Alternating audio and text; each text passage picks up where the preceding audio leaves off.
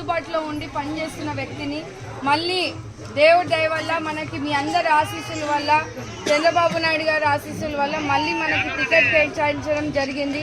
మీ బిడ్డని మీలో ఒకరిగా పెరిగిన వ్యక్తిని మీరందరూ కూడా ఒకసారి ఆలోచన చేయాలి.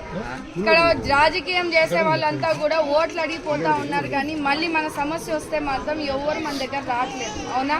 ముఖ్యంగా మన ఎస్సీలకి ఇంకా దశాబ్దాలు మారుతున్నాయి కానీ మనల్ని కట్టడి చేస్తానే ఉన్నారు, కానీ స్వేచ్ఛగా మనకు బతికే పరిస్థితిని తీసుకురావట్లేదు. అవునా కాదా? మీరు కూలీ నాలి చేసి పిల్లల్ని చదివిస్తూ ఉన్నారు. ఉన్నత స్థాయికి తీసుకెళ్ళాలి, వాళ్ళు ఉన్నత స్థానంలో ఉండాలని మీరంతా కూడా ఎంత కష్టపడుతున్నా ఇక్కడున్న వ్యవస్థ మిమ్మల్ని ఎక్కడా కూడా పోనీకుండా చేస్తూ ఉంది. మీరందరూ అది గమనించుకొని మీ బిడ్డను వచ్చినాను. స్థానికంగా మనకి నీటి సమస్య చాలా విపరీతంగా ఉంది. అవునా కాదా? తాగికి చుక్క నీళ్ళు లేకుండా మీరు ఎక్కడెక్కడో చిన్న చిన్న పిల్లలు బిందెలు పట్టుకొని పక్కన ఊరు నుంచి తెచ్చుకున్నారు. ఆఖరికి రూపాయి 2 రూపాయలకి నీళ్లు కొనే పరిస్థితిని కూడా మనం చూస్తూ ఉన్నాము.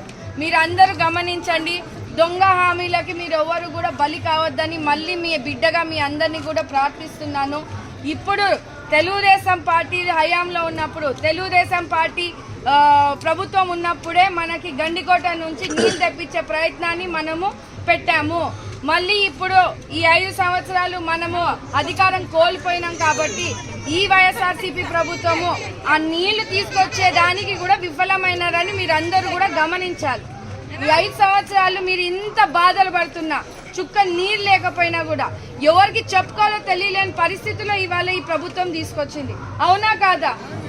మీరందరూ నమ్మి మీ బిడ్డని సైకిల్ గుర్తుకి ఓటు వేసి చంద్రబాబు నాయుడు గారిని ముఖ్యమంత్రి చేసుకుంటే ఖచ్చితంగా గండికోట నుంచి పుట్లూరుకి మన పల్లెలు చుట్టుపక్కల పల్లెలన్నింటినీ కూడా నీళ్ళు ఇప్పించే బాధ్యత మీ బిడ్డ ప్రభుత్వం తీసుకుంటుంది.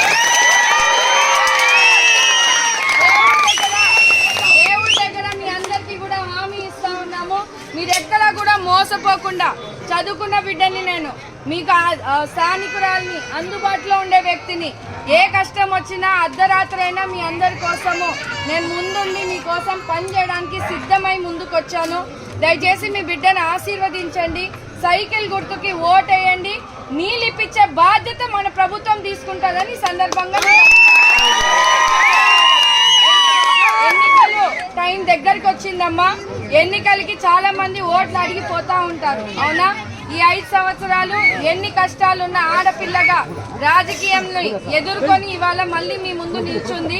మీరందరూ కూడా గమనించి సైకిల్ గుర్తుకి ఎవరు ఏమన్నా ఎస్సీ కాలనీ మొత్తం కూడా సైకిల్ గుర్తుకి ఓటేసి గెలిపిస్తే ఖచ్చితంగా మీకు నీళ్ళు ఇప్పించే బాధ్యత మళ్ళీ చెప్తున్నాను.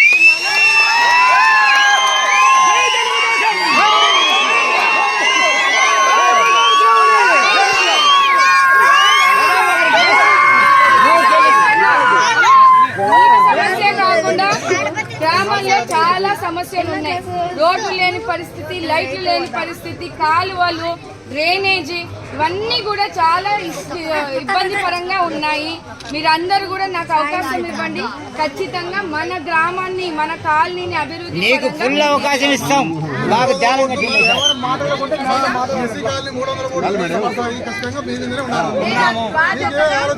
వేరే ఆలోచన లేదు. నువ్వు మాత్రం మా గుడి కట్టిరా